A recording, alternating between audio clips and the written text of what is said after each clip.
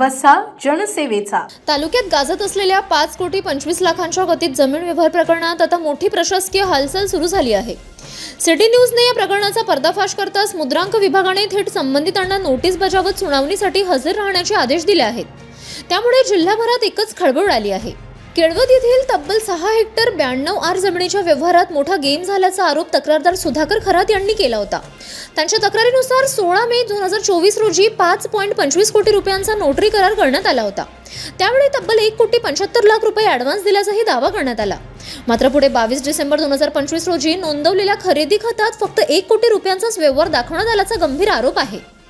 या कथित व्यवहारामुळे शासनाचे तब्बल 21,20,000 रुपयांचे मुद्रांक शुल्क बुडवण्यात आल्याचा दावा तक्रारीत करण्यात आला आहे. विशेष म्हणजे सिटी न्यूजने हे प्रकरण जोरदारपणे उचलून धरल्यानंतर सहजिल्हा निबंधक तथा मुद्रांक जिल्हाधिकारी कार्यालयाने संबंधितांना 2 जून 2026 रोजी सुनावणीसाठी सक्षम हजर राहण्याचे आदेश दिले आहेत. तसेच मूळ दस्तावेज सादर करण्यासही सांगण्यात आले आहे.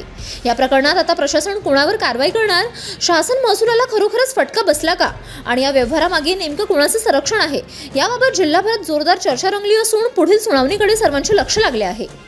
जितेंद्र कायस्थ, मुख्य संपादक, सिटी न्यूज.